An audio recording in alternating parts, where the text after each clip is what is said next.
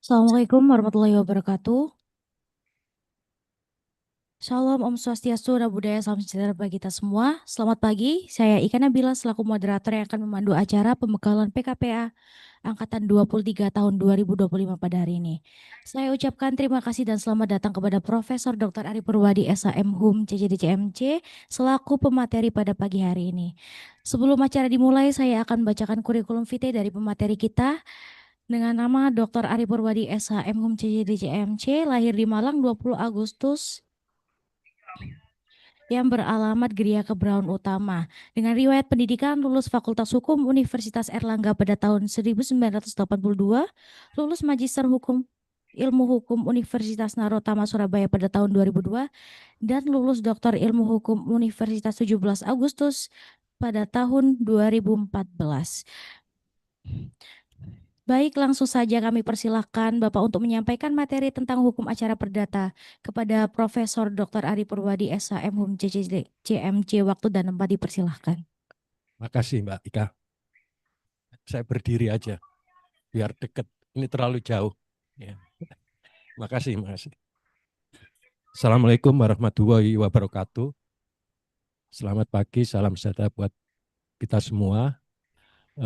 Hari ini saya diberi tugas oleh PKPA untuk menyampaikan materi hukum acara perdata. Ini saya tidak memberikan kuliah hukum acara perdata, tapi ada hal-hal pokok saja, dan itu sesuai dengan silabi PKPA. Jadi kalau mau menguraikan mengenai hukum acara perdata, yaitu satu semester itu. Satu semester. Jadi ada hal-hal yang pokok saja, dan apa materi sudah di-share? Belum? Sudah, ya itu aja yang bahan, jadi hal-hal pokok saja. Dan saya ini orang yang tertua di Fakultas Hukum, jadi sudah 40 tahun lebih saya di sini. Dan di fakultas saya ini kepala Biro Bantuan Hukum. Nah, PKPA itu di bawah Biro Bantuan Hukum. Jadi Pak Joko itu di bawah saya, di divisi saya.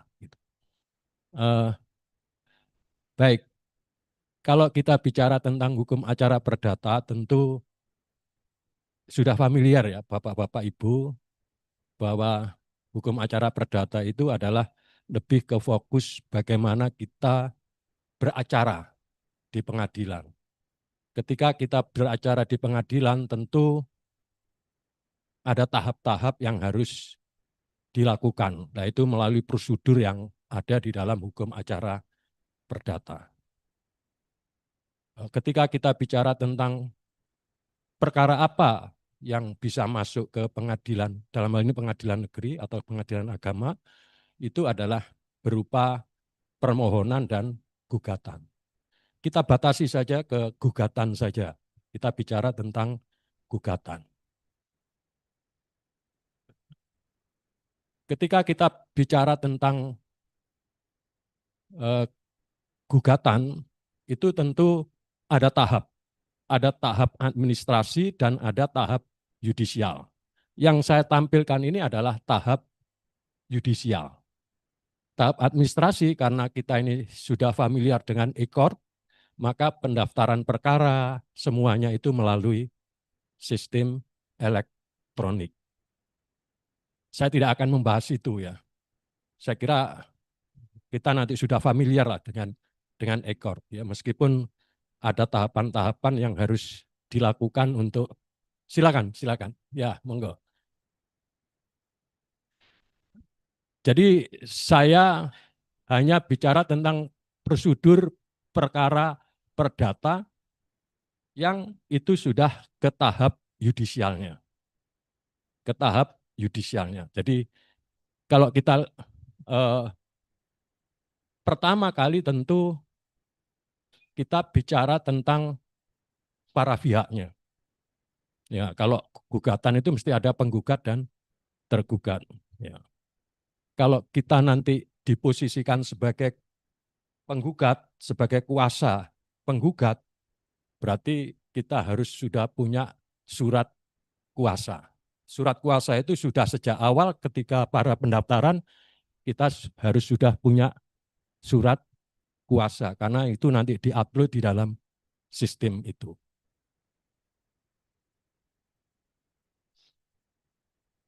Nah, jadi materi hukum acara perdata itu tadi tidak semua itu ya. Kalau semua itu, wah, satu semester itu jelaskan. Ya, saya akan membatasi bicara tentang surat kuasa, jenis surat gugatan, kemudian ada mediasi, ada akta perdamaian, kemudian putusan verstek, upaya hukum perlawanan, dan pembuktian bukti akta ya, dan acara pembuktian. Ya. Tadi saya sampaikan bahwa ketika beracara pihak formil ya sebagai penggugat surat kuasa dari penggugat, maka tentu kita harus mempunyai surat kuasa. Ya, surat kuasa ini tentu memberikan kekuasaan. Apa yang disebut pengertian surat kuasa itu kita bisa lihat di dalam pasal 1792. Ini perjanjian loh ya. Ini perjanjian. Surat kuasa itu perjanjian kuasa.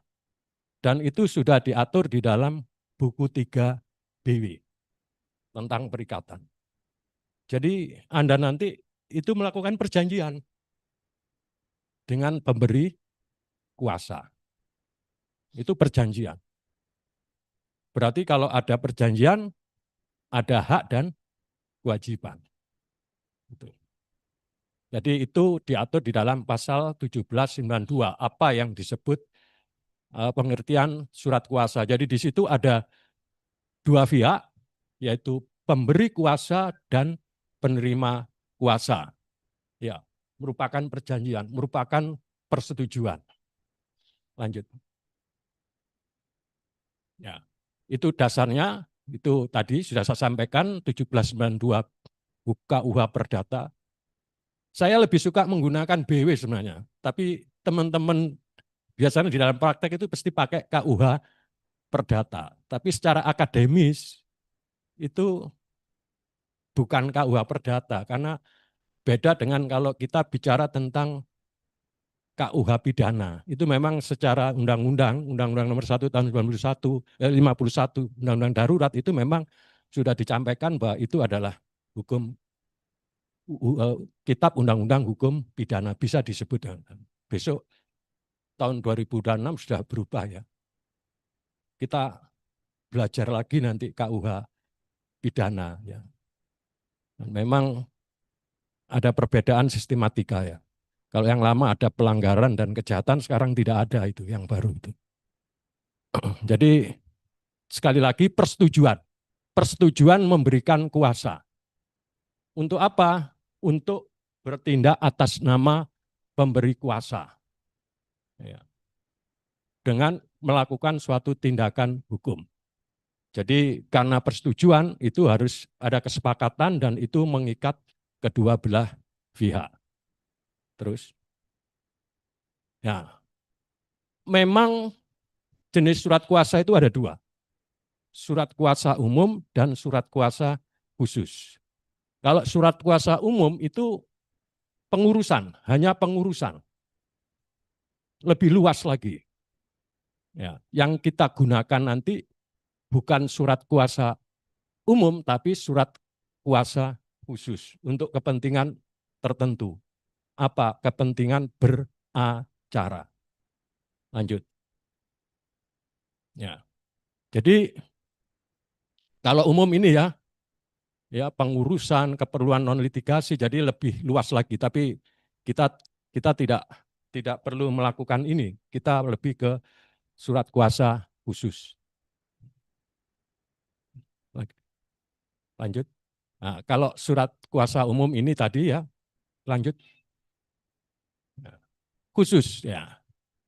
Untuk suatu kepentingan tertentu, subjek dan objek yang lebih spesifik ya. Jadi di situ akan jelas mencantumkan tujuan dan batasan. Ingat, ada tujuan dan batasan. Itu perlu. Jadi kata khusus itu ditandai dengan tujuan tertentu dan batasan kuasa tertentu. Ya, oleh karena itu, ketika kita menghadiri persidangan perkara perdata, pengajuan gugatan, melakukan upaya hukum tertentu, itu adalah batasan kuasa. Kita ketika kita diberi kuasa untuk beracara oleh pemberi kuasa. Lanjut. Ini dasarnya, ya, 1795.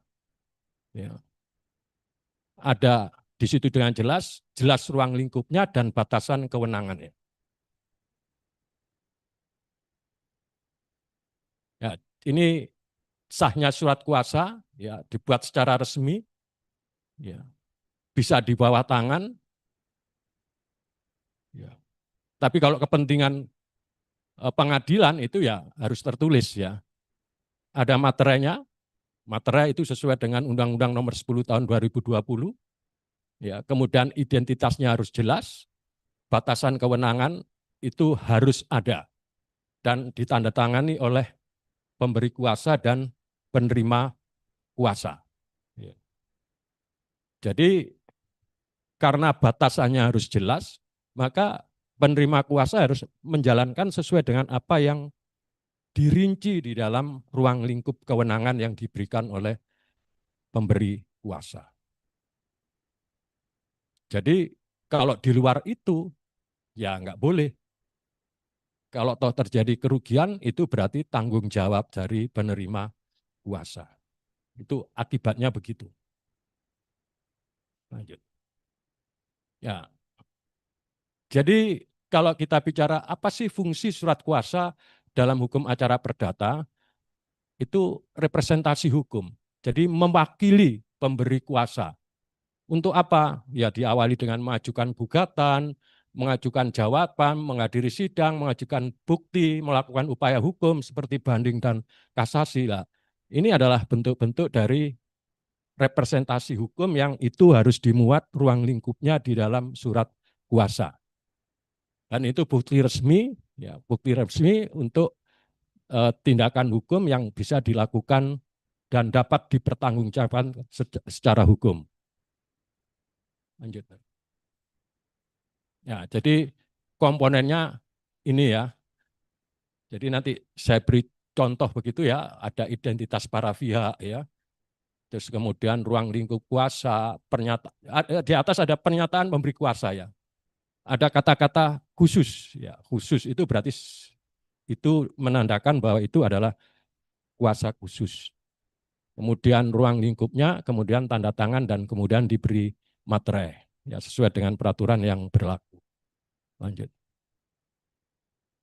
Ya, ini formatnya ini ya, format yang tentu harus didahului dengan yang bertanda tangan di bawah ini. Jadi itu ada namanya, tempat tanggal lahir, alamatnya, nomor KTP-nya, itu disebutkan di situ. Dan jangan lupa di sini selanjutnya disebut sebagai pemberi kuasa. Jadi pihak yang pertama itu adalah pemberi kuasa. Lanjut. Ya, kemudian dengan ini memberikan kuasa kepada, ya ini pernyataan memberikan kuasa. Kepada siapa? Ya penerima kuasa, tempat, tanggal lahir, kemudian alamat lengkap, dan itu bisa saja penerima kuasa kan kita berada di kantor hukum kan. Ya, sebagai lawyer yang ada di kantor hukum, bisa saja penerima kuasanya lebih dari satu orang. Bisa lebih dari satu orang yang menerima kuasa. Ya, jadi di kantor hukum kadang-kadang ya ada 3, ada 4 ya disebutkan di situ. Ya, disebutkan di situ. Kemudian itu disebut sebagai penerima kuasa. Ada 1, 2, 3. Jadi tidak hanya satu ya. Nah, ini ruang lingkupnya. Ya, untuk dan atas nama pemberi kuasa melakukan tindakan hukum sebagai berikut. Ya, ini ruang lingkupnya. Ya, pertelahan yang harus dilakukan dan bisa dilakukan oleh penerima kuasa. Bisa saja tidak sampai ke tingkat banding atau kasasi atau peninjauan kembali. Bisa saja itu terjadi. Jadi hanya di tingkat pengadilan pertama. Tapi kalau itu ditambahkan banding kasasi, jadi terus, terus, terus. Ya. Kemudian melakukan seluruh tindakan hukum yang diperlukan untuk penyelesaian perkara tersebut. Ini secara sederhana. Anda bisa menambahi ya, menambahi. Nah, kemudian ada satu lagi berikutnya. Sebelum ini bisa saja nanti ada diberikan hak retensi dan hak substitusi. Ya, ya, substitusi bisa jadi nanti di dalam beracara ada kesibukan gitu ya. Terus di luar itu bisa digantikan dengan membuat surat kuasa substitusi. Ya sama, tapi ada kata-kata substitusi.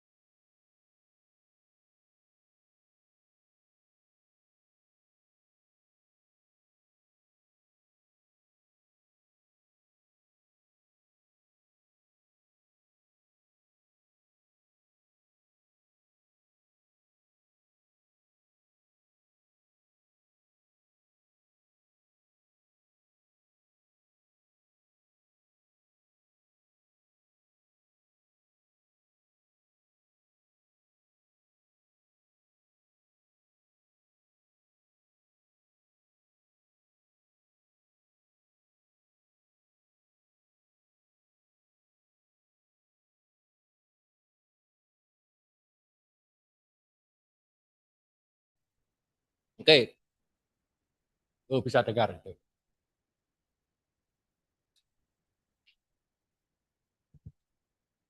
Jadi sekali lagi kalau secara teori itu enggak ada itu kata-kata kesepakatan itu.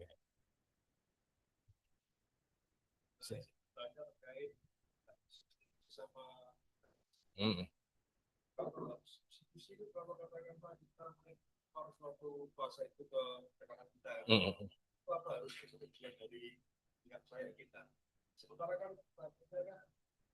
Nggak puas.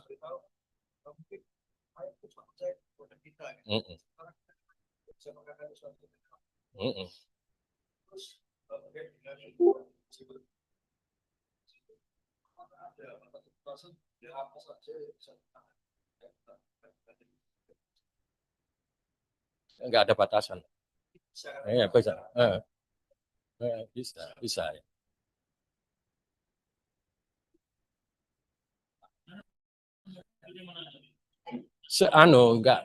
Enggak dibayar.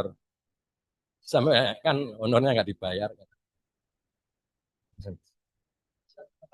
Menahan panas.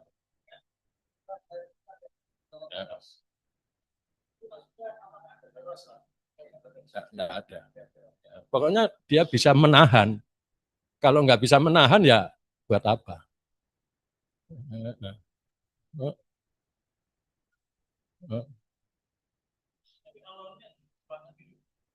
Ya itu di ruang. Nggak,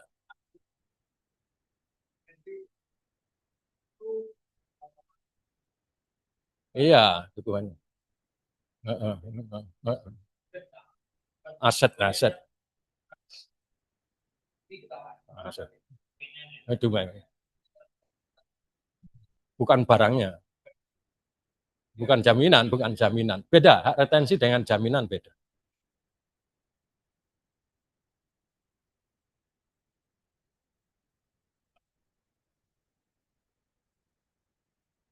Jadi dokumennya yang diserahkan sepeda motor, kemudian tidak dibayar, tidak bisa dong mau meminta lagi mana dokumen mobil, karena kan tidak masuk, tidak bisa kan? Nggak bisa. Nggak bisa. Hari awal sesuai. Kalau misalkan Pak, ini kita kan semua serba mungkin, dokumen motor sudah diserahkan ke advokat, sedangkan motornya dijual bodong. Loh, banyak orang mau jual motor bodong itu.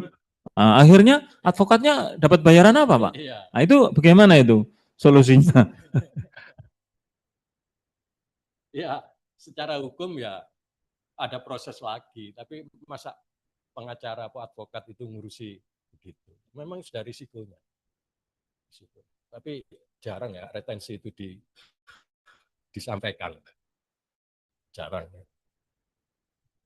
Tapi yang banyak itu hak substitusi. Hak substitusi itu sebenarnya bolehlah harus persetujuan dari pemberi kuasa. Tapi sebenarnya itu tanggung jawab penuh dari penerima kuasa, ya, dari lawyer itu.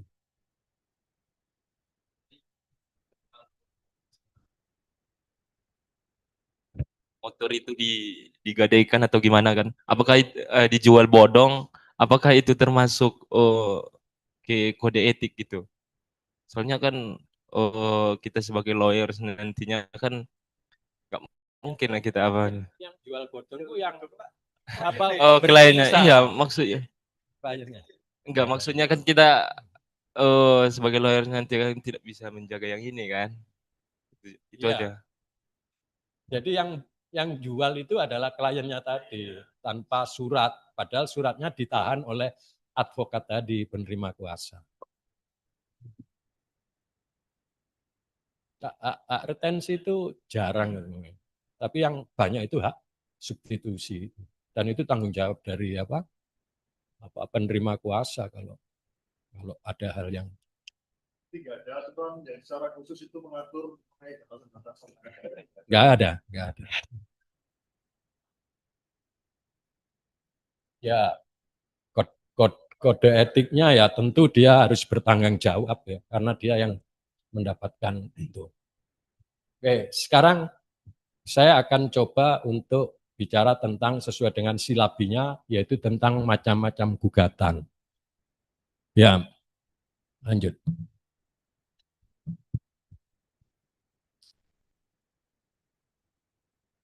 Nah, kalau gugatan perdata biasa itu asumsi saya itu adalah gugatan yang sudah diatur di dalam HIR dan RBG.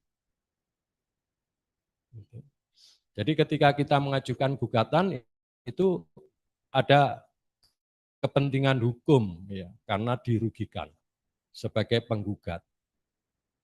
Nah, kalau kita bicara tentang perdata biasa itu siapa yang menggugat itu adalah perorangan dan badan hukum. Ya, mereka yang mempunyai kepentingan hukum. Ya, biasa, kita biasa. Tapi ternyata di undang-undang sektoral, ya, undang-undang lingkungan hidup, kemudian konsumen, ya, perlindungan konsumen, ya, undang-undang kehutanan, itu ternyata ada perkembangan. Ada perkembangan. Tidak hanya gugatan perdata biasa yang bisa dilakukan oleh perseorangan dan badan hukum, tapi lebih dari itu. Dan itu sudah ada hukum acaranya tersendiri melalui peraturan Mahkamah Agung. Nah, menjadi pertanyaan, secara teoritis Mahkamah Agung itu kan memiliki kekuasaan untuk kekuasaan kehakiman. Apa bisa membuat peraturan yang berlaku umum? Ya, kekuasaan negara itu kan legislatif, eksekutif, dan yudisial.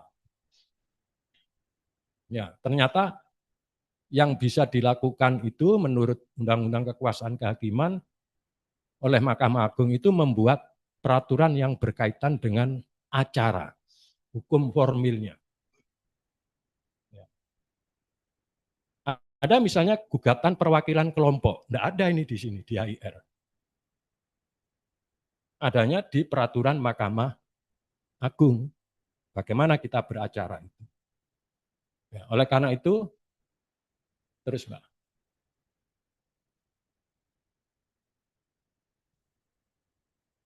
Nah, ini kasus biasa ya. Kasus biasa itu ada kasus wan prestasi, ya, ada perbuatan melanggar hukum, ada sengketa hak milik gitu ya.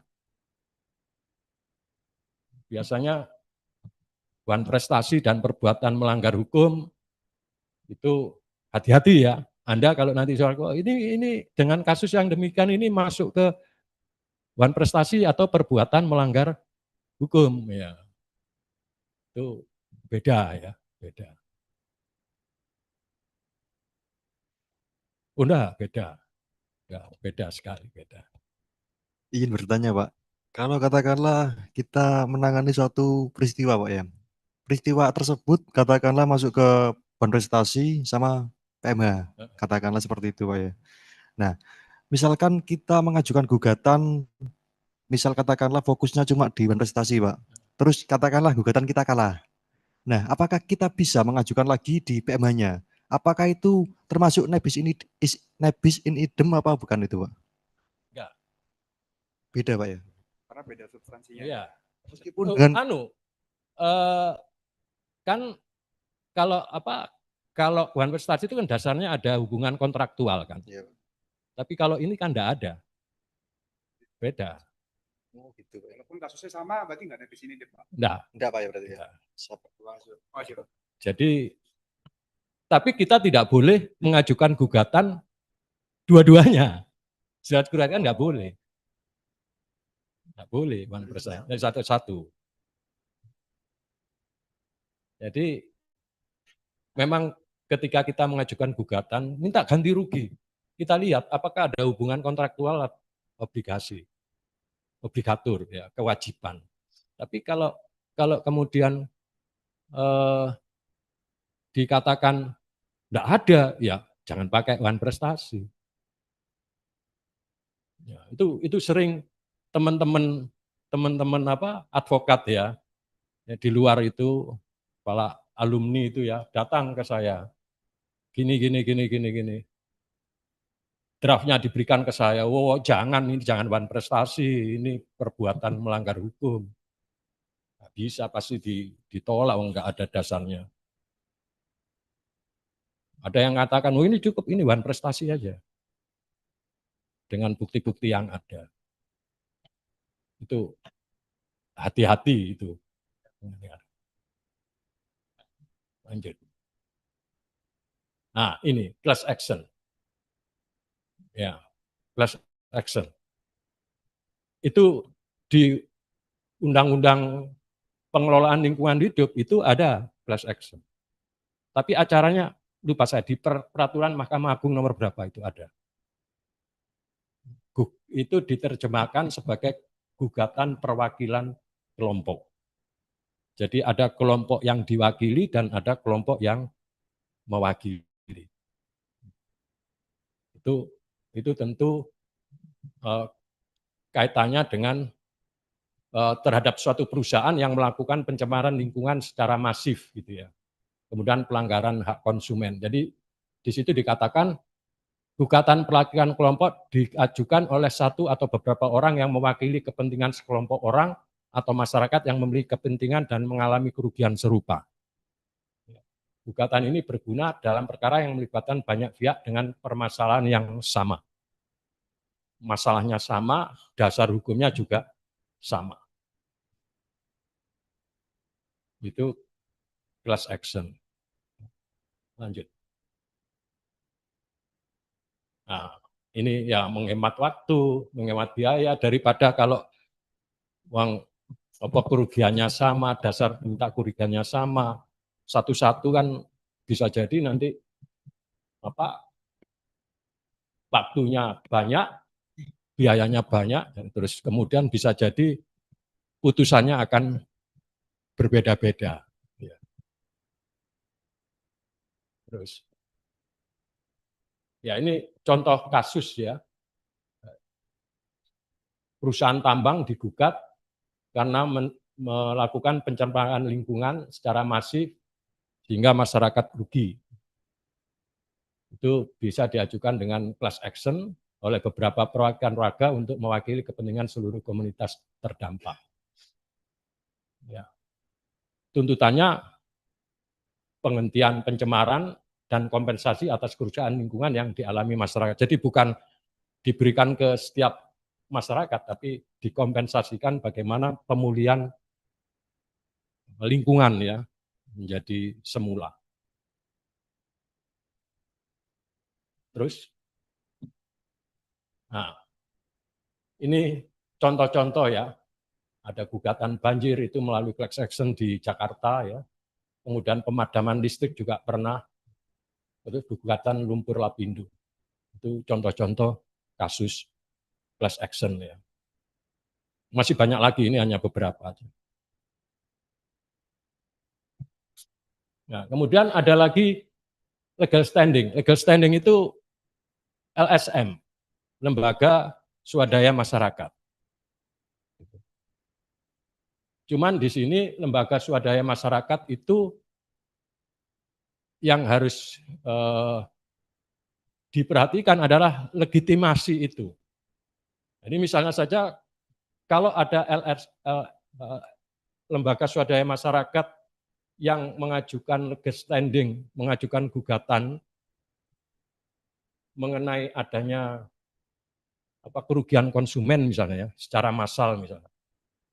Misalnya makanan beracun misalnya. Makanan beracun misalnya.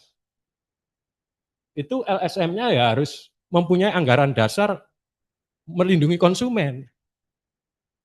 Bukan yang lain. Jadi memang bergerak di bidang perlindungan konsumen. Lingkungan hidup misalnya, WALHI. WALHI itu kan bicara tentang lingkungan hidup. Jadi tidak bisa lalu WALHI masuk ke masalah legal standing kaitannya dengan perlindungan konsumen, tidak. Itu legitimasinya itu harus itu. Jadi anggaran dasarnya memang bergerak di bidang apa yang diisukan tadi. Lanjut. Nah, ini kasusnya, jadi ini bicara kedudukan LSM ya, mewakili kelompok masyarakat yang kepentingan dan mengalami dampak nyata dari keputusan tersebut. Jadi hubungan hukum yang nyata antara LSM dengan masyarakat terdampak menjadi dasar legitimasi gugatan. Jadi tadi saya katakan itu contohnya. Jadi misalnya YLKI misalnya, Yayasan Lembaga Konsumen Indonesia, ya itu bisa mempunyai legal standing. Ya seperti tadi ada beracun ya, masyarakat diam aja ya, bisa saja dia menyampaikan.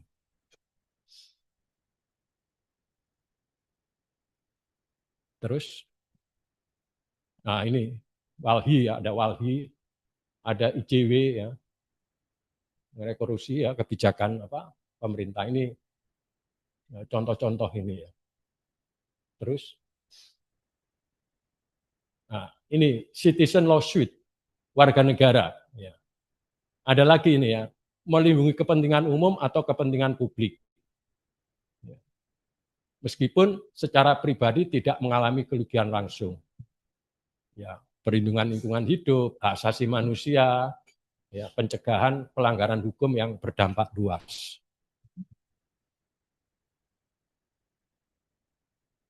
Terus, karakteristiknya apa? Ya, ada kepentingan publik. Ya, jadi bukan untuk kepentingan pribadi penggugat, tapi untuk melindungi kepentingan umum, kepentingan publik. Dan penggugatnya tidak mengalami kerugian secara langsung. Dan ini tentu memberikan ruang bagi warga negara untuk berperan aktif di dalam penegakan hukum. Nah, itu di Undang-Undang Perlindungan dan Pengelolaan Lingkungan Hidup itu ada itu ya, citizen lawsuit. Lanjut. Nah, ini contoh kasus terhadap pengelola pembuangan limbah yang mencembarkan sungai. Ada warga negara, meskipun tidak dirugikan secara langsung, itu bisa dilakukan. Lanjut.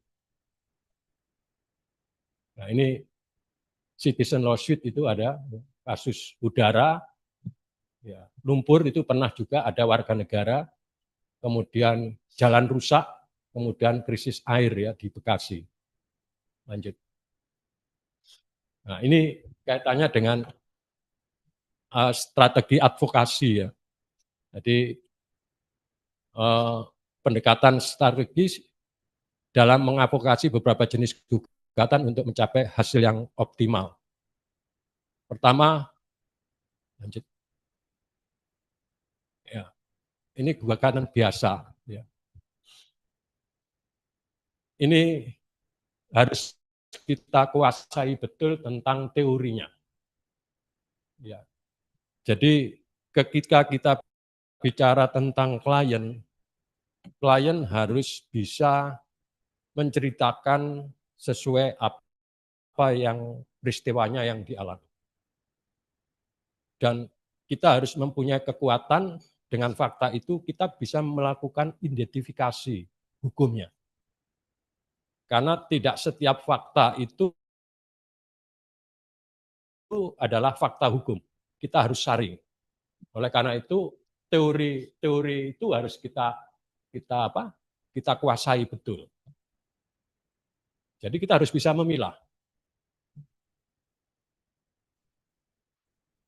Kalau itu memang fakta hukum, nah ini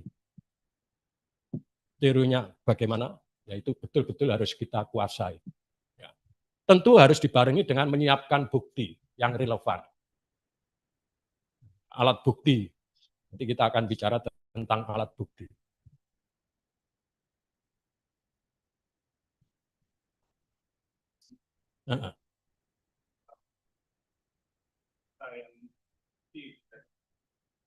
Pertama yang sebuah petani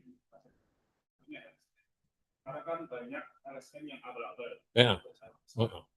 Ketika laporannya itu cenderung identifikasi untuk menjalankan salah satu pihak atau pejabat, apakah dalam pelaporan itu ada filter dari untuk mengidentifikasi? Ya. Jadi ketika kemudian masuk ke pengadilan, kalau itu legal standing atau tadi apa? Kalau class action itu ada perwakilan, ada yang mewakili. Kalau legal standing LSM, kalau ini warga negara yang tidak terkait dengan kerugiannya, nanti akan diperiksa oleh pengadilan sejak awal. Kalau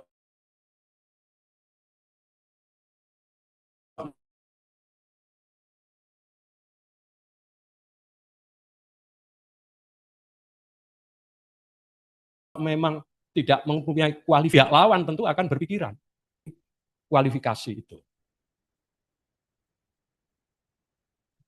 Dan tidak ada alasan untuk mengajukan gugatan.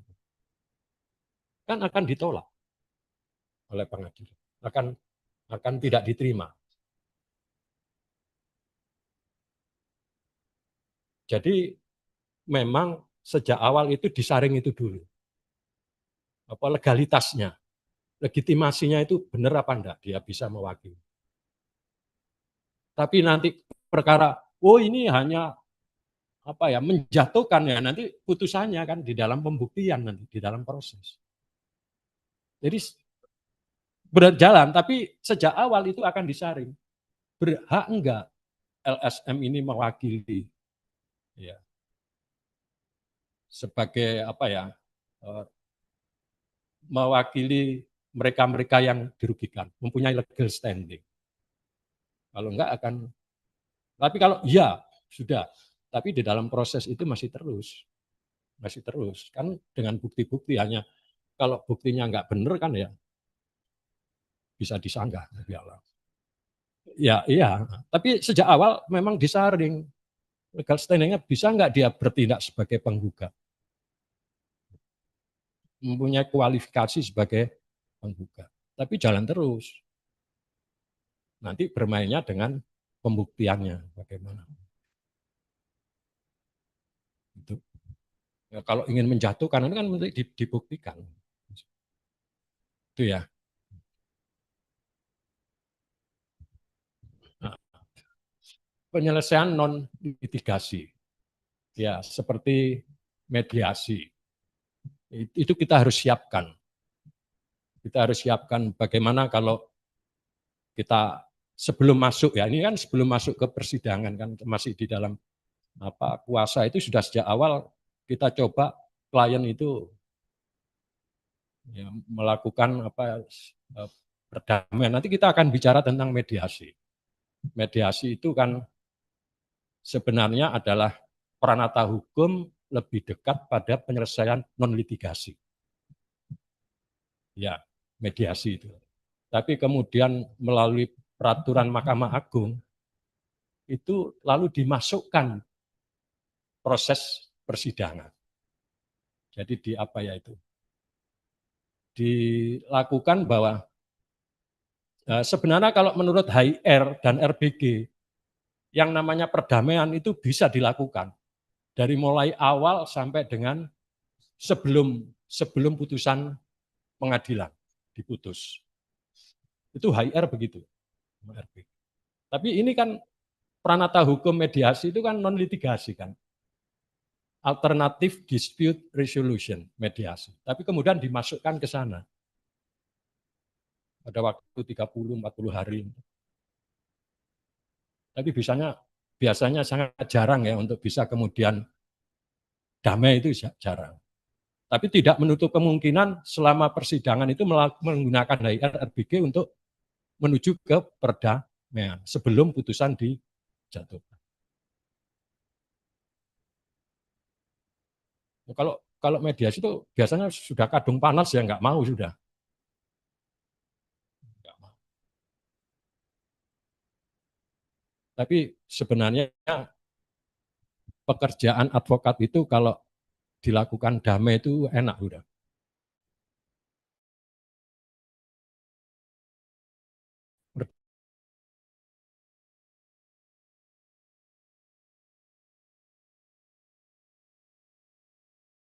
Perdamaian itu kan mengakhiri dan dalam buku 3 BW untuk mengakhiri perkara.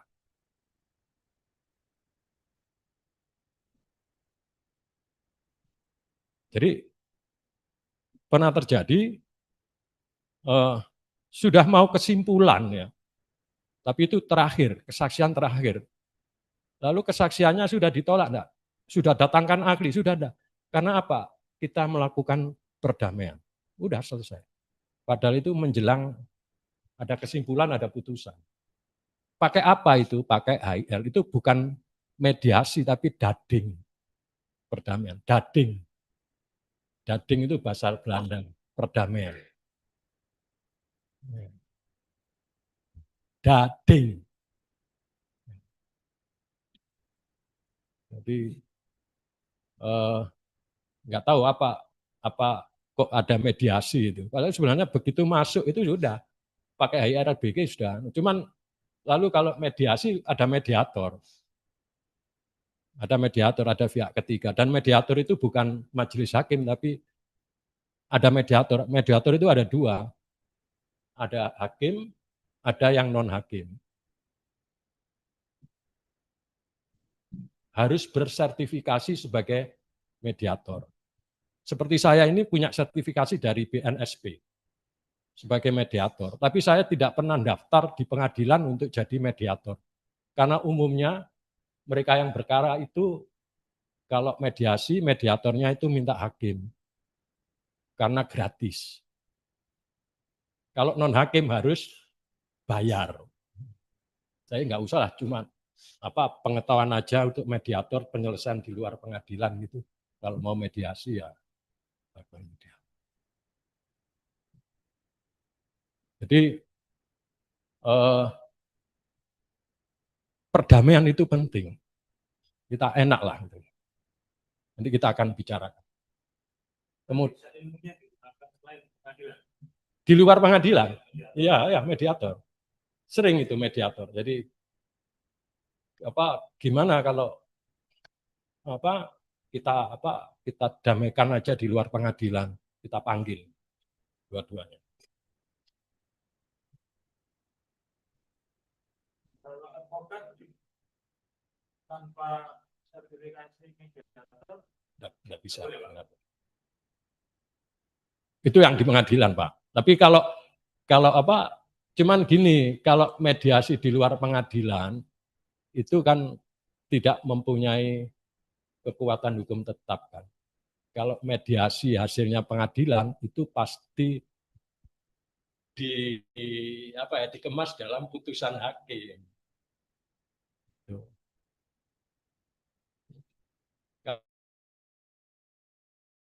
Kalau mediasi itu kan sekarang ya, besok tidak, itu di luar pengadilan ya.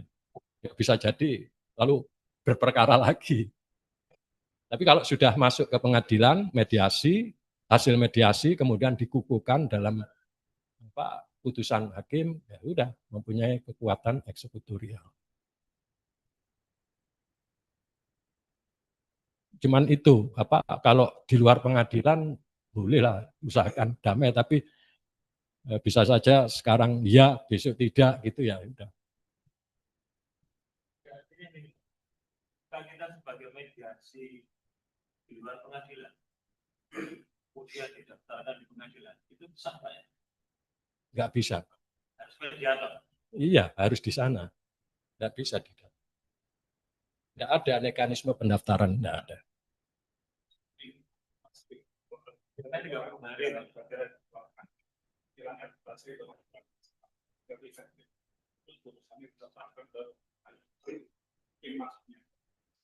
Enggak.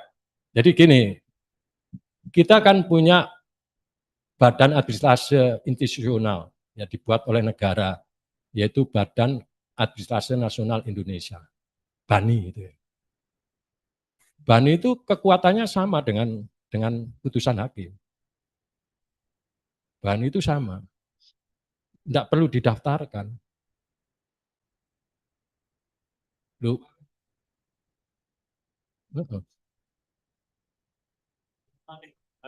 Oh ya, kalau supaya bisa dilaksanakan.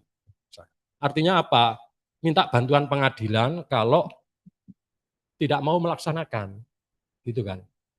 Iya, upaya paksanya itu. Misalnya gini Pak, contoh kasus Pak, A dan B berperkara masalah perdata.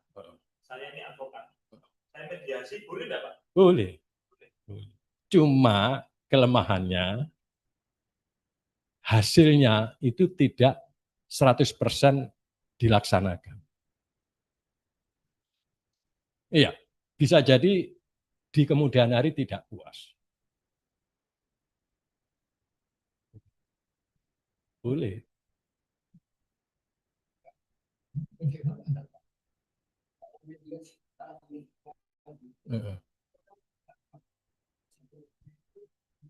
Iya.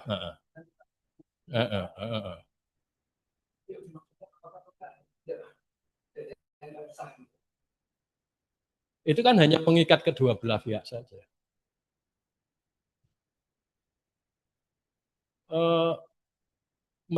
Artinya apa? Kan ada nggak ada eksekusi apa enggak? Ada penyerahan apa gitu.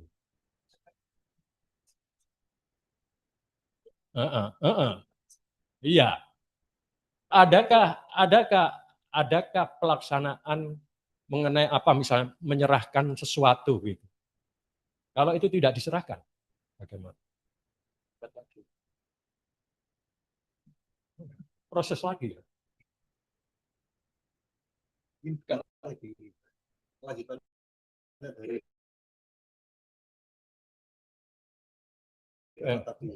Kalau katakanlah terus kita tuangkan dalam kesepakatan tertulis atau bisa dibilang ini suatu perjanjian. Katakanlah apa namanya, ini nanti si pihak salah satu pihak nggak melaksanakan kesepakatan ini, apa kita bisa mengajukan itu sebagai gugatan manifestasi? Bisa. Bisa juga. Iya, makanya nggak bisa kekuatan eksekutif kita beracara lagi kan gitu. Maksudnya kan artinya apa? Bagaimana kalau ada yang harus dilakukan, kemudian tidak dilakukan gitu ya. Kesepakatan. Itu kelemahannya. Ya kalau salah satunya mau melaksanakan gugatan itu kesepakatan. Jadi jauh lagi dengan prestasi tidak melaksanakan kewajiban yang sudah disepakati. Tapi kalau tidak ada apa-apa begitu ya, nggak apa-apa. Tapi ya itu nanti nggak mau saya. Tapi kalau itu masuk ke pengadilan, misalnya mediasi ya di bagian mediasi, kalau tidak melaksanakan, ya ada paksa melalui jurusita kan nanti mengeksekusinya. Sama dengan kekuatannya sama dengan putusan yang sudah mempunyai kekuatan hukum yang tetap. Ya.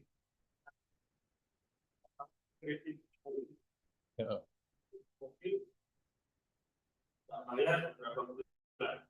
Kemudian apa ini bukan dulu atau Debt collector. Memaksa. Saya berpendapat bahwasanya adanya undang-undang fidusia bahwasanya sertifikat fidusia mempunyai kekuatan hukum sama dengan putusan pengadilan. Kemudian tapi kalau yang bersangkutan tetap bertahan, ada berpendapat itu merupakan bisa pencurian bisa kalau di dalam sudah parkir atau rampasan kalau sudah dipakai. Itu bagaimana Pak dari segi perdata seorang yang melakukan kredit dan tidak membayar apa bisa bertahan tunggu putusan pengadilan dulu baru ambil mobil atau kalau debt collector itu mempunyai kekuatan hukum? Iya. Jadi soal debt collector itu kan ada Kapolri kan, ini sudah mengeluarkan putusan kan. Berarti itu tidak boleh itu perbuatan apa debt collector secara paksa itu ya. Jadi kalau kita melakukan perjanjian itu berarti kan masuk ke dalam hukum perdata. Ya.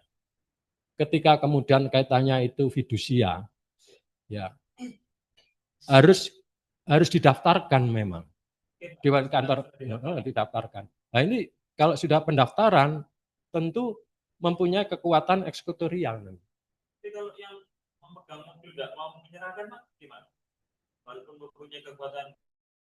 Ya gugatan. Ya gugatan. Berarti yang pihak ya kreditur. Nah, kreditur. Jadi yang ya. Pihak leasing betul. Melakukan gugatan. Iya.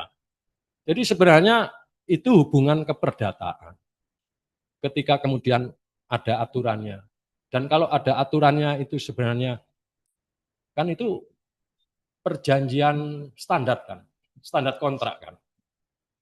Standar kontrak itu biasanya ada klausula yang menyatakan bahwa selama 3 bulan tidak membayar angsuran, maka kendaraan itu bisa ditarik oleh leasing. Ini sebenarnya klausula yang tidak benar. Ya, kalau kita lihat di aturan-aturan yang ada di dalam perlindungan konsumen, itu kan ada standar baku ya, standar baku, klausula baku. Itu kan sering terjadi begitu. Bagaimana kalau tidak mau? Ya gugatlah. Artinya kesepakatan itu kan diingkari. Bukan dilakukan penarikan secara paksa. Kan tidak ada di situ klausula akan ditarik secara paksa.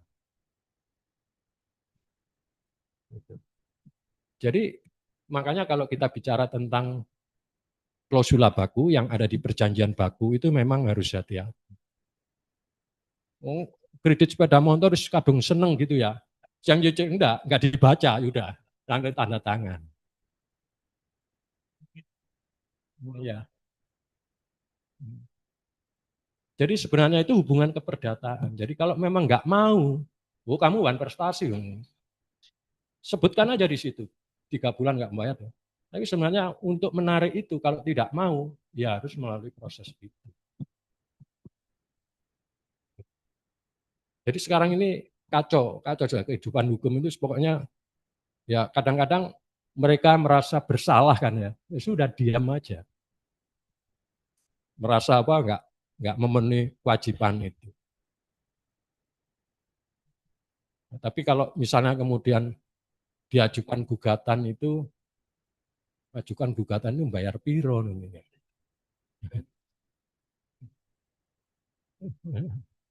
Iya.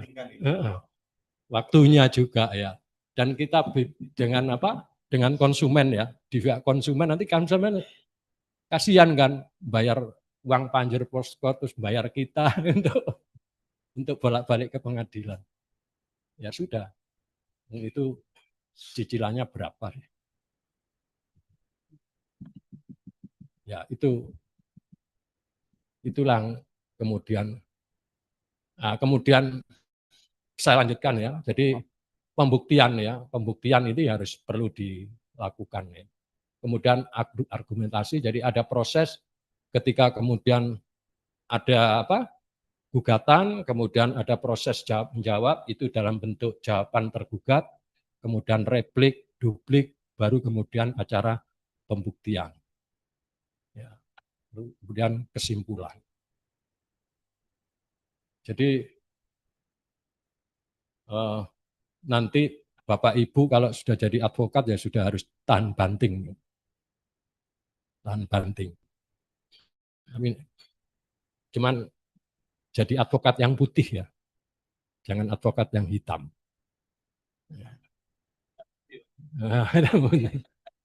Kadang-kadang hitam, kadang-kadang putih gitu. Oh, Seimbang. Janganlah. Kita hati nurani lah. Hati nurani lah. Jadi, gitu dah. Kalau ada hitamnya langsung kena putih, bersih lagi.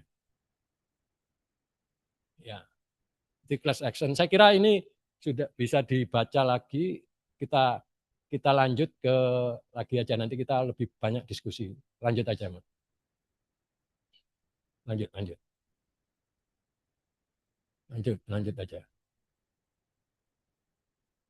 Lanjut.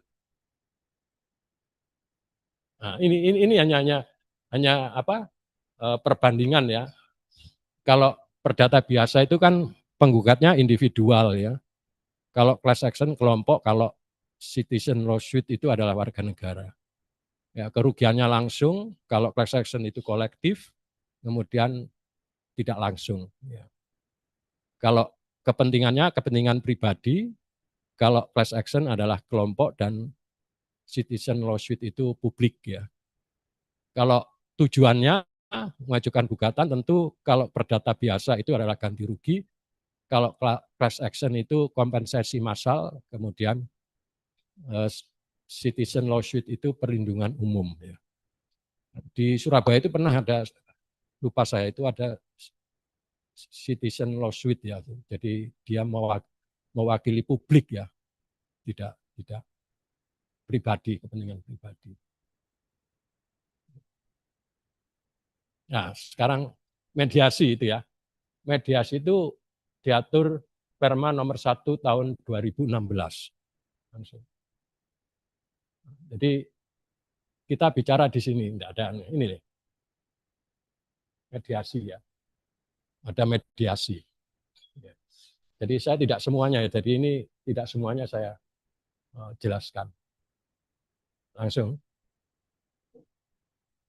Ya, mediasi itu adalah cara menyelesaikan sengketa melalui proses perundingan untuk memperoleh kesepakatan para pihak dengan dibantu oleh mediator.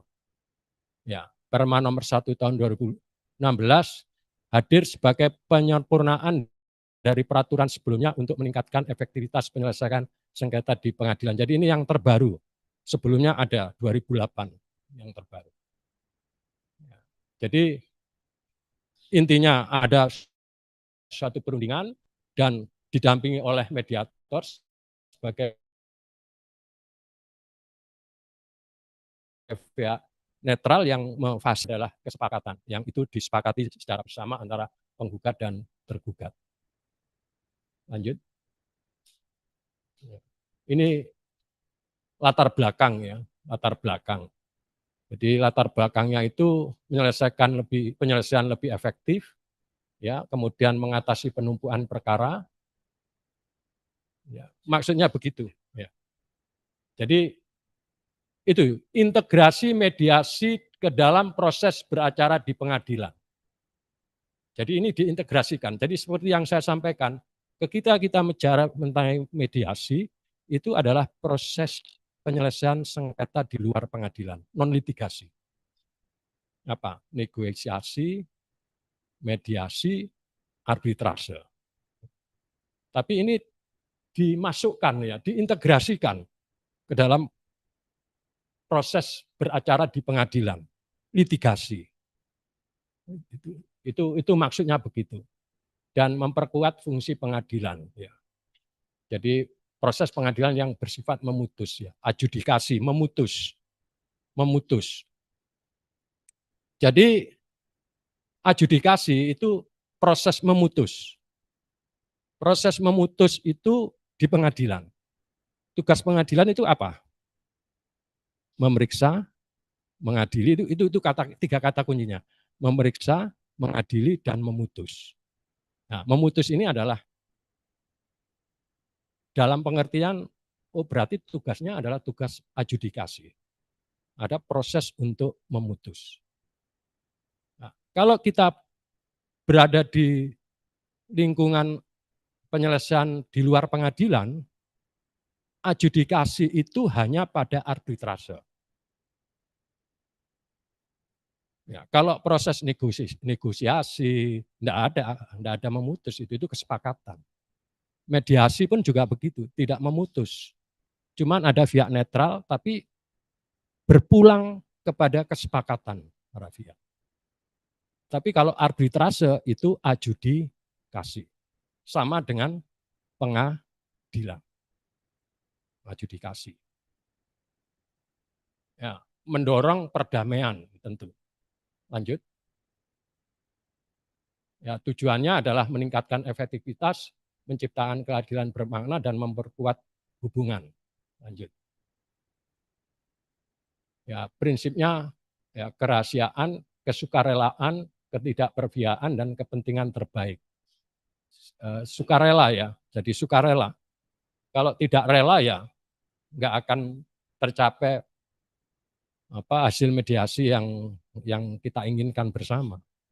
Tadi saya katakan begitu sudah masuk, udah karena sudah panas gitu. Jadi mediasi ini jarang ya, jarang tercapai menggunakan ini berhasil itu jarang. Umumnya ya sudah karena sudah panas dan ya sudah langsung terus sampai 30-40 hari sudah dilakukan terus ke pemeriksaan berikutnya.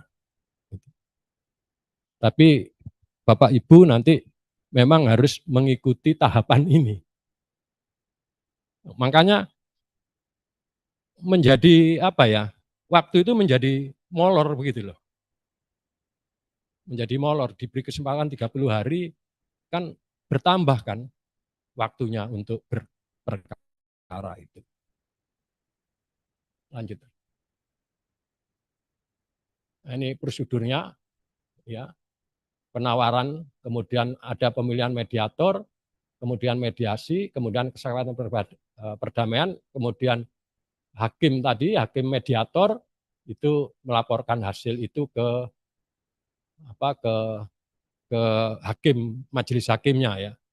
Kalau tercapai hasil mediasi berarti hasilnya itu nanti dikukuhkan melalui putusan majelis hakim tadi. Kalau tidak, ya dilanjutkan proses berikutnya.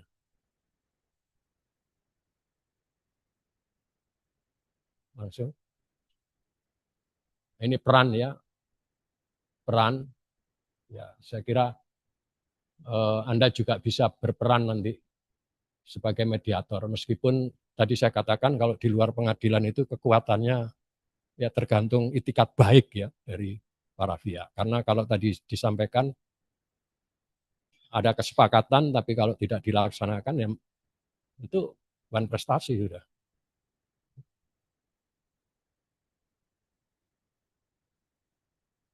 Langsung. Keuntungan lanjut saja. Nah, jadi ini mediasi di pengadilan berdasarkan peraturan Mahkamah Agung 1 nomor 16 2016 merupakan mekanisme penyelesaian sengketa yang lebih efektif dan berkeadilan. Ya, ada kerahasiaan, kesukarelaan, ketidakberpihakan, ya, membantu ya. Terus, nah ini akte perdamaian. Coba memberikan contoh gitu ya, ketika ada hasil kesepakatan mediasi. Jadi ini merupakan resmi ya, resmi dan itu dibuat di hadapan hakim mediator, hakim yang selaku mediator dan mediator non hakim ya dengan format resmi dan itu tentu mempunyai kekuatan hukum tetap setelah itu disahkan oleh pengadilan. Ya. Dan itu menandai berakhirnya sengketa antar para pihak.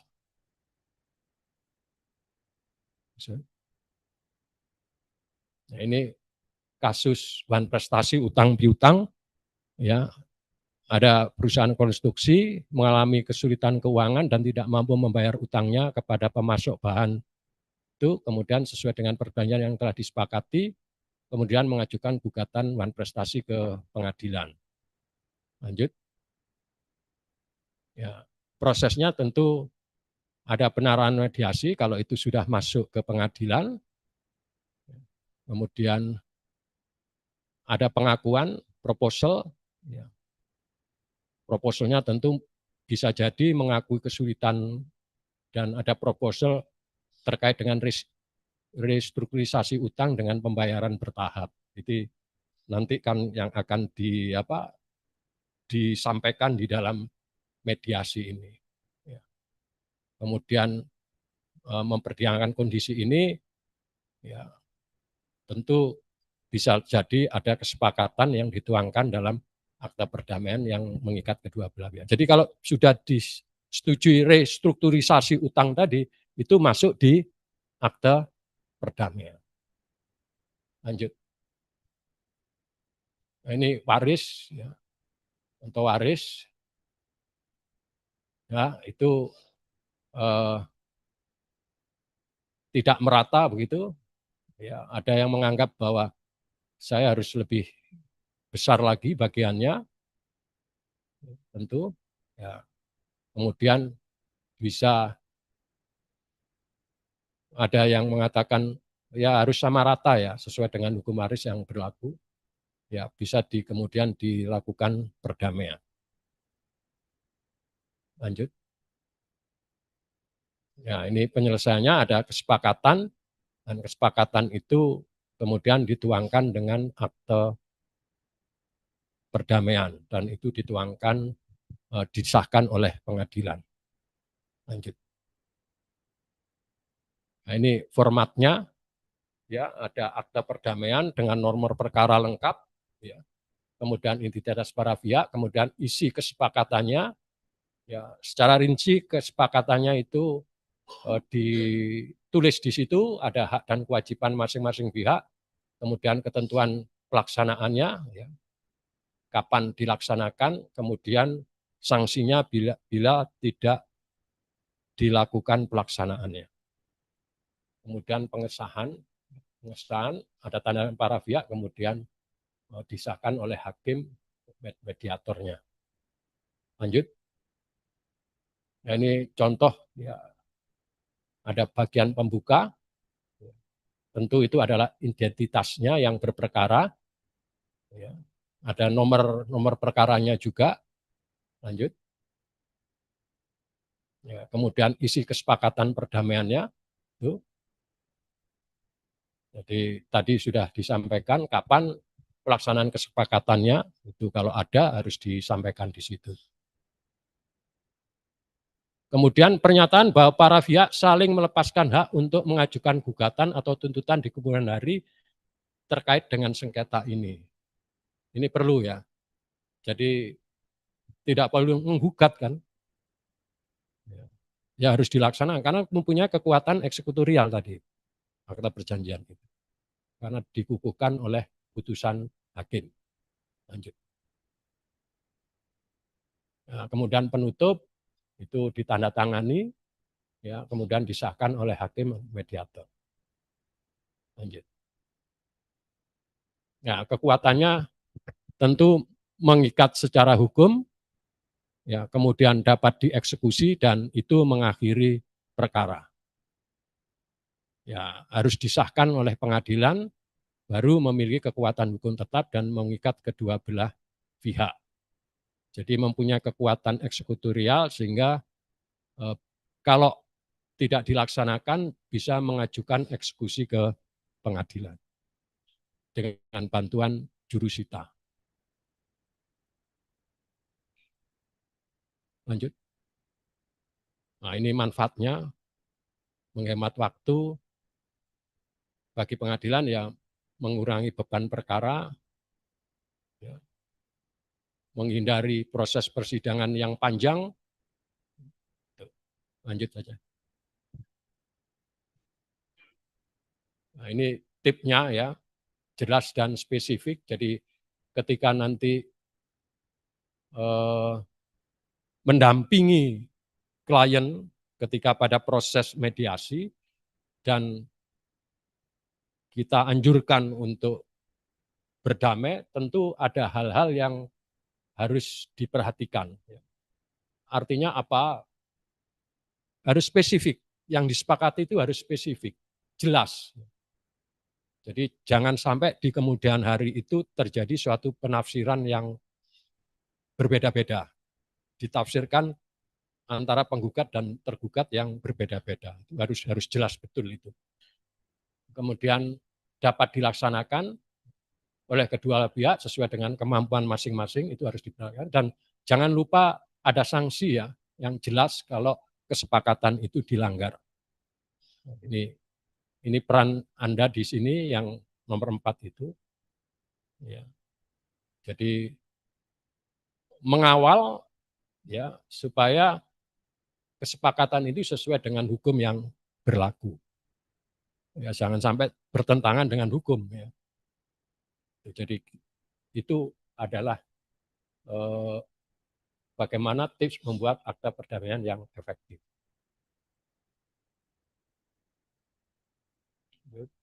Nah, ini kesimpulan, ada 4 jenis gugatan, kemudian ada 5 prinsip mediasi, dan kemudian Anda saya minta untuk memahami perma mediasinya, yaitu perma nomor 1 tahun 2016.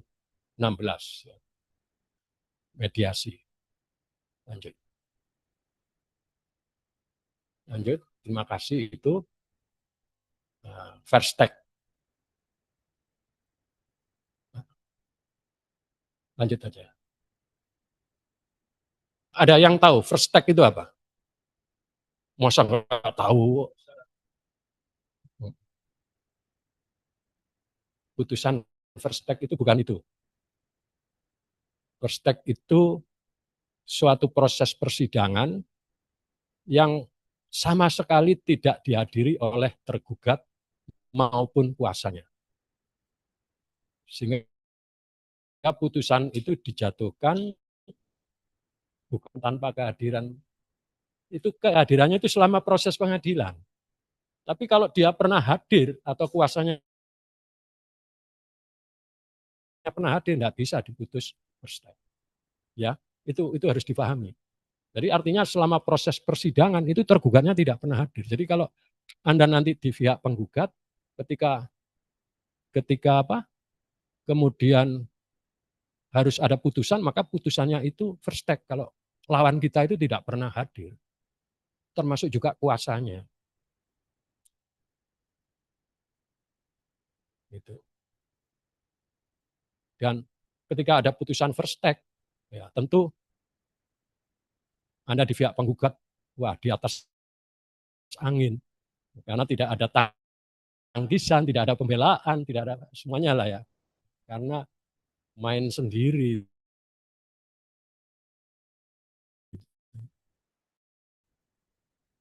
Apakah mesti dikabulkan tuntutan kita di dalam petitum surat gugatan? Belum tentu. Hakim bisa menolak atau tidak mengabulkan, atau mungkin kita tidak dimenangkan. Ada 2 alasan. Kalau gugatannya itu melawan hukum, kedua kalau gugatannya tidak beralasan. Nah, ini kewenangannya pada hakim ini nanti, bukan ke kita. Tapi kita harus tahu benar apa enggak ketika tidak dikabulkan penggugat, kita di pihak penggugat dikatakan ditolak atau tidak diterima, tidak dikabulkan. Yaitu. Kalau melawan itu artinya dasar tuntutan kita itu tidak dibenarkan oleh hukum. Jadi dengan peristiwa-peristiwa itu, kita menuntut itu, enggak benar itu. Nah itu harus kita tahu secara hukum, mana yang enggak benernya itu. Karena kalau kita menolak putusan first take di pihak penggugat, maka kita bisa banding.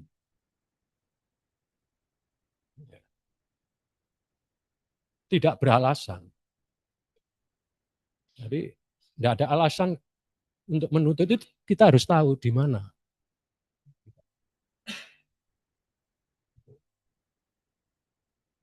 Kalau Anda di pihak penggugat atau menghadapi penggugat yang tidak hadir pada sidang setelah dipanggil 2 kalinya, maka gugatan gugur. Gugatannya gugur.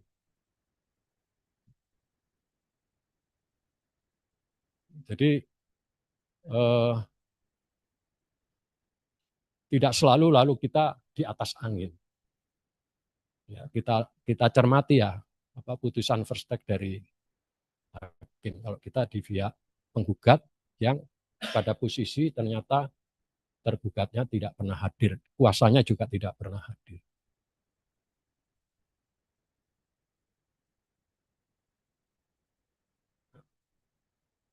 Terus aja. Ayo, terus aja.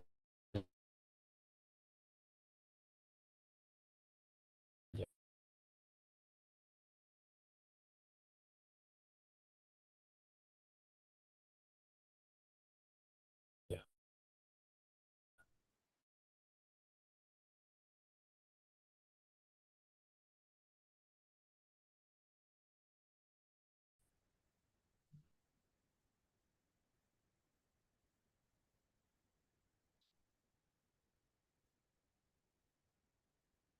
Kalau yang kita gugat itu banyak ya, hadir satu aja nggak bisa dikatakan putusan first take, nggak bisa. Ya.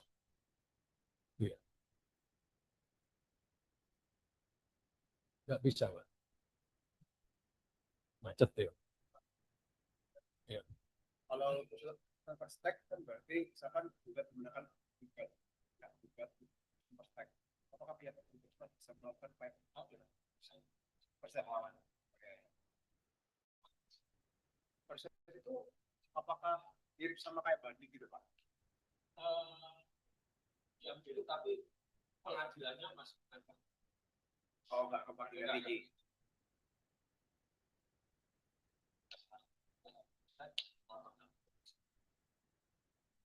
Tapi di mana kalau banding itu kan kita dengan banding. Nah kalau perstek, ya kalau bisa terjadi. Bukan bisa. Mirip-mirip ya apa Pak? Tangkis itu. Ya tidak ada tangkisan karena tidak benar. Tahan. Berarti yang kita kritisi itu putusan dari putusan tek tadi ya. Oh ya dikritisi putusan apa ya?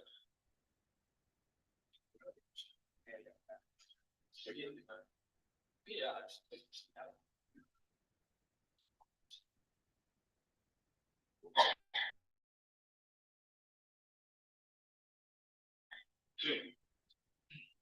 Ketika first take itu diajukan, ya harus ada alasan-alasan dan apa bantahan-bantahan. Tapi nggak ada namanya. Nah, kalau dibanding kan ada memori bandingnya, ada nggak ada. Ya first set itu terus ada bantahan. Nggak ada.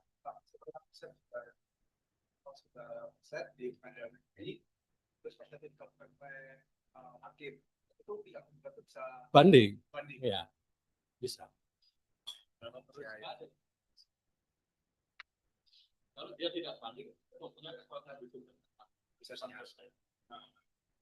Terima kasih Pak.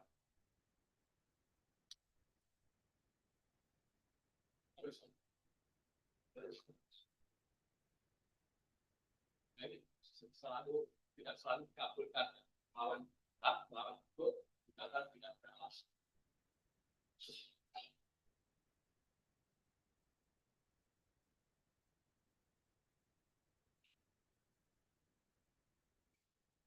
Tahu bedanya? Gugatan tidak di NU on panggilan perkara dan di tol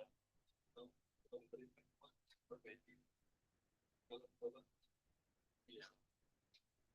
Kalau tidak diterima itu belum sampai pada pokok pemeriksaan pokok perkara. Kalau tolak sudah ada pemeriksaan. Biasanya waduh, gugatan saya di NU ya berarti kan nggak lanjut kan? Ya, berhenti karena mungkin dieksepsi oleh pihak lawan. Ya nanti diajukan lagi. Ya. Terus ini eksepsi. Ayo terus. Jadi hak tergugatnya ya pemberitahuan haknya kemudian batas waktunya itu ya. Terus ya. Tapi ada kewenangan hakim untuk mengundur ya. Jadi jangan kemudian satu kali dipanggil secara patut dan sah, kemudian nggak hadir, tergugatnya langsung lagi. Gitu. Itu tergantung dari hakim, kadang-kadang ada yang sampai 2. Gitu. Tapi hakim itu kan, kalau sekarang ini hakim itu kan kondit itu apa ya, kinerja kan. Dia tidak mau lalu memeriksa itu molor-molor kan, karena mereka itu kan pasti dapat jatah perkara ini belum selesai, itu perkara itu mesti ada majelis itu ya. Dan memang kadang-kadang kalau majelis hakimnya itu sudah pakem gitu enak, tapi kalau sudah masuk ke sana itu kita yang nelongso gitu. Nunggu sidang itu sesuatu yang kadang-kadang ada yang masih sidang sana gitu. Tapi kalau sudah pakem gitu enak. Apa terlambat, kalau sudah terlambat itu. Kalau di pengadilan negeri itu kan perdata itu biasanya pagi, kemudian biasanya ke penetapan dulu ya. Permohonan dulu ya. Permohonan dulu baru nanti agak siang dikit itu baru gugatan pemeriksaannya. Dan apa Surabaya itu kan banyak kan perkaranya itu banyak itu. Kalau di daerah-daerah itu ya kadang-kadang lengang kan, nggak terlalu banyak mereka berperkara, apalagi di luar pulau itu. Jadi ya harus sabar lah nanti jadi daki advokat itu harus sabar, nunggu begitu. Nanti kalau sudah laporan, sudah datang, tapi pihak tergugatnya belum datang, mundur.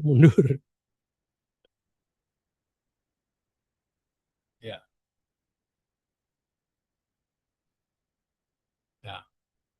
Pasal 127 RV mengatur prosedur khusus ketika tergugat lebih dari 1 orang.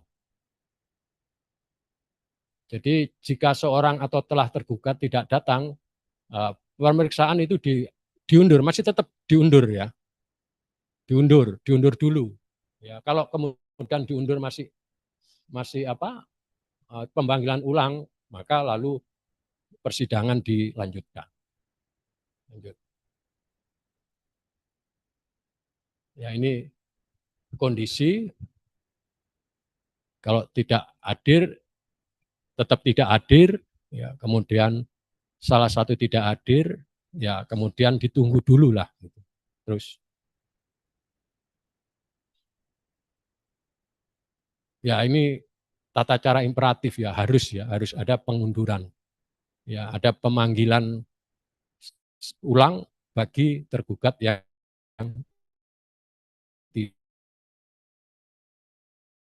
tidak hadir. Ini kan, nah, jadi kalau mengundur ada beberapa penggugat gitu, kemudian tergugatnya sudah ada yang hadir, kemudian tidak boleh lalu diperiksa, yang mundur semuanya mundur. Ini pengetahuan kita tidak boleh kita tolak, ya mundur ya, nggak boleh yang sebagian itu lalu dilakukan pemeriksaan, nggak boleh langsung. Nah ini kalau tetap kedua kali ya langsung dilakukan pemeriksaan dan tentu saja kalau selama persidangan tidak hadir terus berarti putusannya adalah first take. Lanjut. Kontradiktur itu artinya ya proses pemeriksaan seperti biasanya itu ya. Terus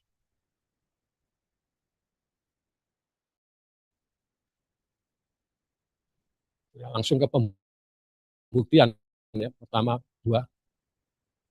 Oh, nggak hadir tergugatnya kan. Masa harus disampaikan itu? Disampaikan apa? Kan nggak ada yang membantah kan. Langsung pembuktian sudah buktikan saja. Kan nggak harus mendengarkan apa gugatannya itu. Langsung pembuktian. Langsung. Lanjut. Nah ini verset ya. Verset. Jadi untuk tergugatnya itu adalah verset. Lanjut. Lanjut aja. Ya, tenggang waktunya ya. Tenggang waktunya harus diperhatikan. Harus diperhatikan ya. Kemudian lanjut aja. Itu 14 hari kerja. Atau alternatifnya 8 hari setelah teguran ya. Atau setelah eksekusi. Lanjut. Ya, ini. Tidak ada perubahan ya kalau di verset itu. Acara versetnya tergugat ya tetap tergugat. Kalau dibanding kan ada pemohon dan termohon gitu ya. Biasanya tergugat pemohon, penggugat termohon. Tapi tetap itu namanya tergugat sama penggugat. Dalam perceraian ada seorang wanita yang menggugat laki-lakinya, otomatis kan cerai gugat ya. Dalam persidangan itu si laki-laki tidak menghadiri persidangan selama sampai, maka itu bisa diputus pesterk juga. Bisa juga ya. Soalnya kan ada anggapan kalau misalkan laki-laki tidak bercerai, atau talak cerainya tidak sah. Itu kan talak ini kan enggak. Oh, masih bisa ya. Kalau dia memohon apa? Jadi yang menceraikan itu adalah suaminya. Kan berarti kan talak kan, acara talak kan. Ya, kalau tidak ada ikrar talaknya ya tidak bisa. Itu, tapi kalau gak cerai, bisa nggak perlu. Itu kan talak itu kan ada suami. Ya, kalau istrinya akan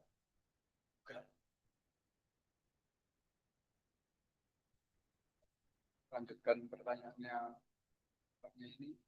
Kan tadi pertanyaannya kalau menikah perceraian itu adalah beragama Muslim ya Pak. Berarti kan juga dengan agama. Berarti first take sama first take ini juga di pengadilan agama juga berlaku. iya. Tapi ya putusan nggak.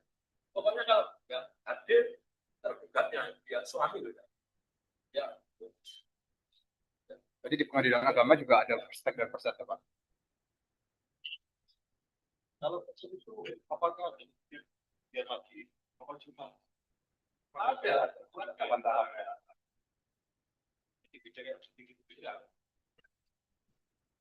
Kalau banding kan ada memori banding, kemudian ada kontra memori banding. Syaratnya kan gitu. Yang memori banding tidak hanya permohonan banding, tapi juga ada memori banding. Ya segera diputus Pak itu. Tapi kalau ikrar talak ya enggak bisa. Iya ya udah, enggak bisa. Kan itu permohonan kan gitu. Jadi bukan gugat cerai tapi permohonan penjatuhan talak. Dan itu bukan putusan nanti. Surat keterangan bahwa sudah terjadi talak suami istri dengan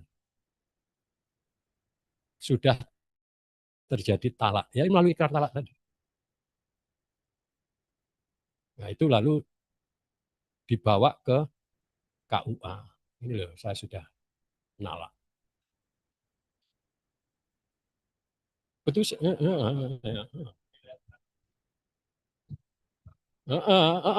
Untuk mendapatkan akte cerai kan.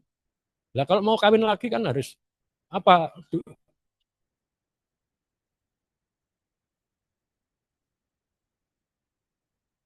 Enggak.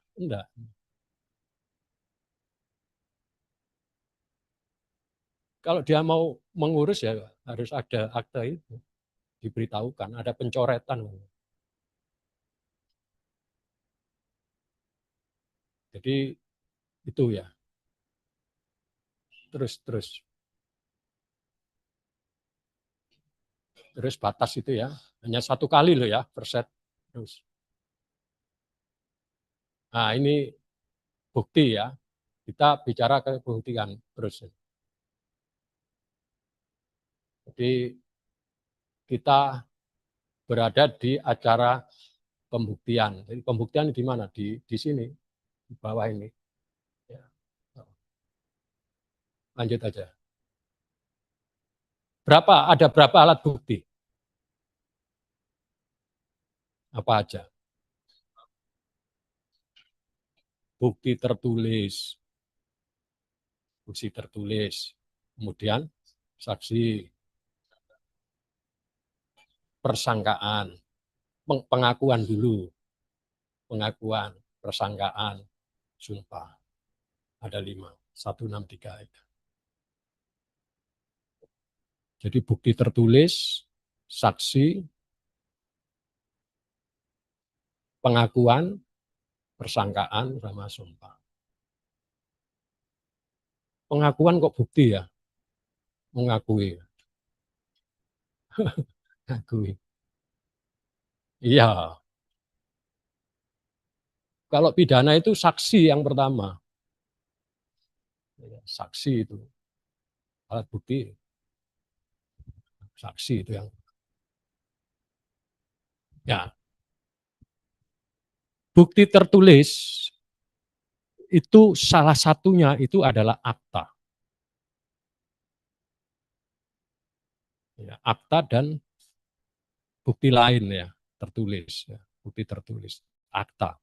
Akta itu ada 2, yaitu akta otentik dan akta di bawah tangan. Itu bukti ini yang kita akan sodorkan sebagai alat bukti. Berikutnya, ya, akta otentik itu kekuatannya adalah sempurna. Sempurna. Dan mengikat dalam persidangan. Jadi mengikat itu wajib menerima. Menganggapnya sebagai bukti yang kuat. Bukti yang kuat, sempurna. Tidak hanya kuat tapi juga sempurna. Mengapa dikatakan sempurna? Karena memang bisa menjadi tidak sempurna kalau ada bukti lawan. Mematahkan akta otentik ini. Artinya bukan mutlak. Akta itu bukan mutlak. Tapi sempurna. Jadi hati-hati ketika kita mengajukan akta otentik, bisa jadi itu bisa dilawan dengan bukti yang sama. Sehingga disebut dengan sempurna. Lanjut.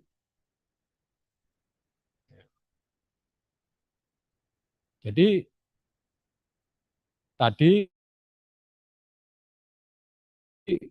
dikatakan bahwa ada pengajuan bukti dan salah satu bukti.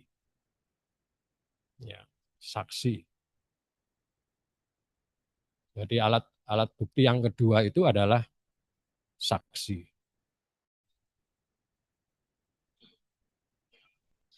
Saksi itu apa? Saksi itu apa? Nah, ini yang merasakan. Itu yang namanya saksi. Jadi sebenarnya tidak ada yang namanya saksi ahli, tidak ada. Keterangan ahli. Berdasarkan apa? Berdasarkan pengetahuannya, keilmuannya. Itu keterangan ahli. Saksi itu ada yang namanya nanti saksi pemutus. Itu bisa memutuskan selesai sudah.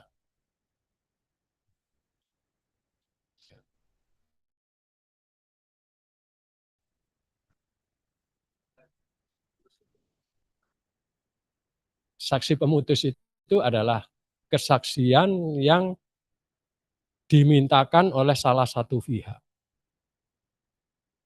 ke pihak lain. Ke pihak lain. Kalau pihak lain itu mau bersaksi, dia akan kalah.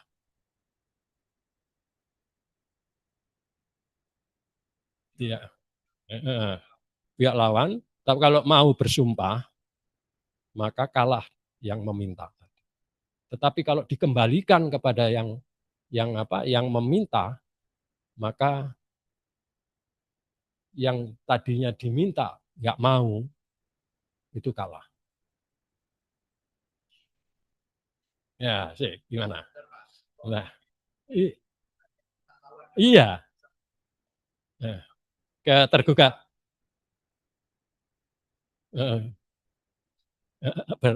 Bersumpah, sumpah bukan saksi, sumpah, sumpah pemutus.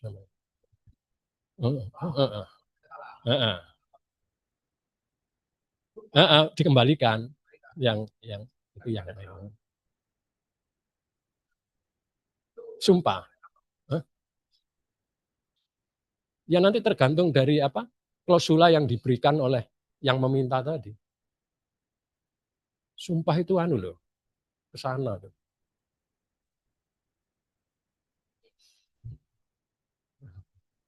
Sumpah bukan saksi. Sumpah.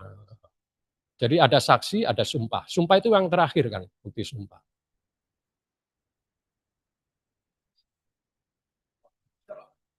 Ya bisa saja.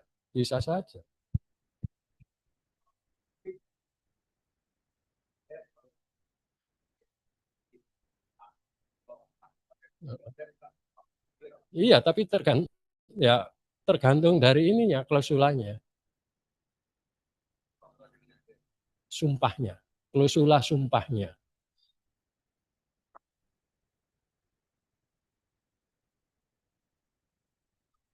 Sumpah.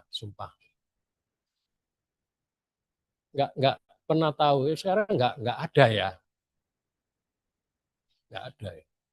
Tapi Kak, ada yang dengar sumpah pocong. Sumpah pocong di pengadilan. Pernah dengar? Oh iya, kalau ketangkep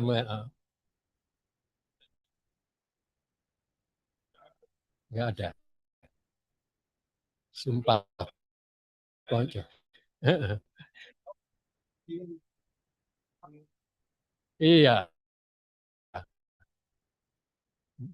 pidana ya, pidana ya.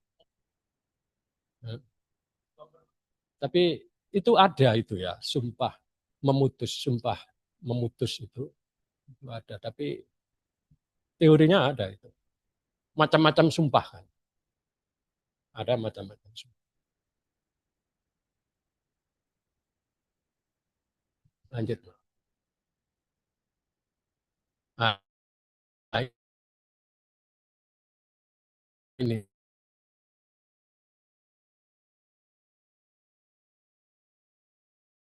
sumpah ya dibaca aja. Kan udah ada kan.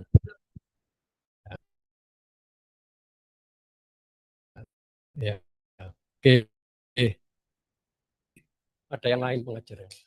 Saya kira itu yang bisa saya sampaikan. Mohon untuk bisa dilihat kembali. Tetap sehat, sukses ya, apa yang diinginkan. Kan kalau ikut ini kan nanti ada tahap yang namanya ujian profesi advokat. Pak. Itu Desember kalau nggak salah. Hah? Apa?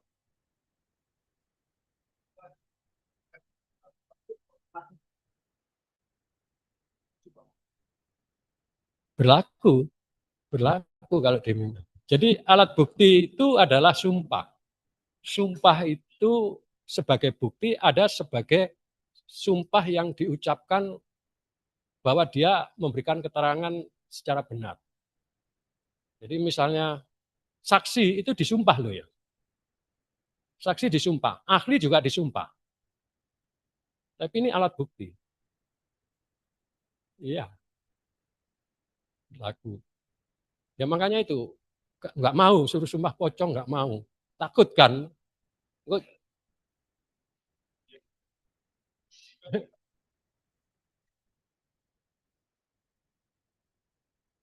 Ya makanya sumpahnya itu kalau sumpahnya menggigit, sumpahnya itu kalau bagi orang yang keyakinannya apa ya itu dari hati nurani sendiri ya, dan apa kekuatan iman kan dalam agamanya. Jadi mungkin apa klausulanya itu klausula yang mengarah pada apa apa kan bisa saja enggak mau, itu dianukan, dipersiapkan oleh yang meminta, ini kamu sumpah, bukan hanya sumpah saya tidak melakukan itu, enggak, tapi mungkin ada klausula yang itu bisa apa menjadi apa nanti titik balik kan sesuai dengan apa terjadi lah, nanti bisa terjadi begitu. Tapi itu jarang, tapi itu ada loh itu sumpah, bukti sumpah. Jadi memang kayak ya umumnya perdata itu ya tertulis sama saksi, udah. Bukti tertulis itu akte dan surat, kwitansi itu bukti.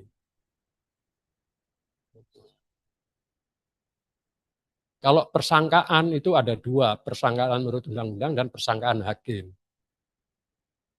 Persangkaan undang-undang, misalnya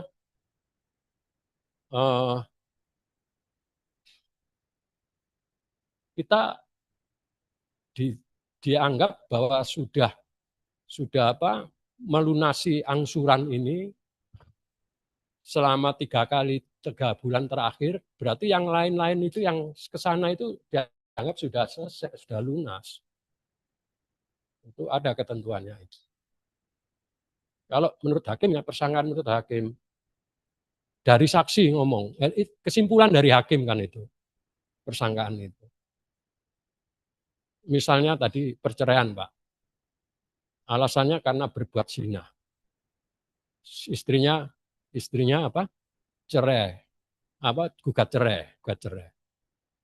Lalu istrinya memberikan saksi-saksi. Saksinya itu misalnya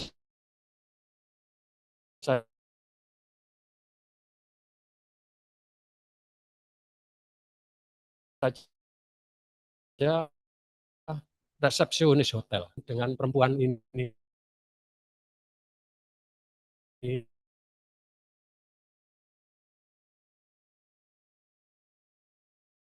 tahu gak? Ya kan sulit kalau persangkaan. Jadi itu disimpulkan oleh hakim dengan saksi-saksi. Jadi tadi istrinya tadi ya itu disimpulkan jam sekian pulang hari ini benar, terus dilihat di buku tamunya ada itu persangkaan, itu kesimpulan, itu hakim, itu sudah wilayahnya hakim. Cuman kita harus menyampaikan ini loh kesaksian. Jadi kalau Anda kalau undang-undang tadi misalnya, Anda nah ini sudah lunas, ini sudah saya bayar 3 kali loh, 3 bulan. Terus kemudian dituntut yang bulan-bulan yang lalu itu untuk bayar. Persangkaan bahwa sebenarnya sudah lunas itu. Gitu. Nanti ujian, saya berharap ujian upahnya lulus semua lah. Ya. Kemarin itu ada yang tidak lulus itu hanya 2 karena tidak ikut. Enggak adil. Mungkin nanti ikut di sini mungkin. Yang ini dengan Anda ini. Jadi kalau ada apa-apa konsultasi ke saya bolehlah, saya pasti di sini. Saya kalau di fakultas kepala Biro Bantuan Hukum, kalau di universitas itu ketua Badan Penjaminan Mutu. Jadi saya ini ngurusi membackup prodi-prodi yang mau akreditasi. Dan saya juga menghandle audit mutu internal. Ya, tiap tahun kita audit prodi-prodi itu. Jadi ya cukup lumayan lah kegiatannya. Saya kira itu yang bisa sampaikan. Kurang lebihnya mohon maaf. Sekali lagi tetap sehat, sukses ya dimanapun juga. Ya, makasih. Ya, terima kasih. Ya. Ya, Pak.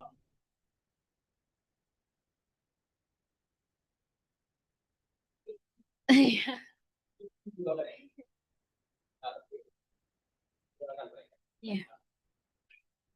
Baik para peserta angkatan 23, pemaparan materi dari Profesor Dr. Ari Purbadi SHM CCDCMC yang berkaitan tentang hukum acara berdata telah selesai.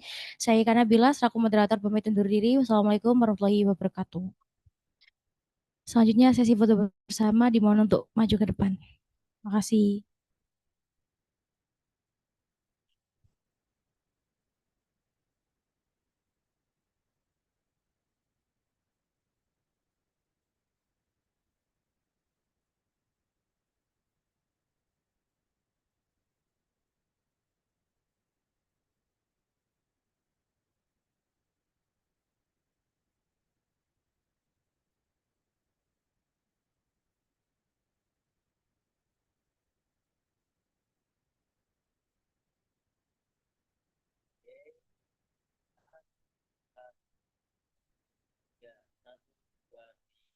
Gaya bebas.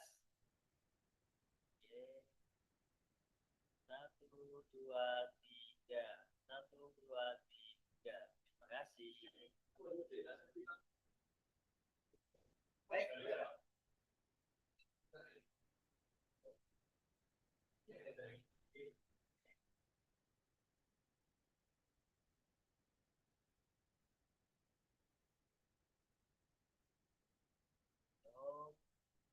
Satu, dua, tiga.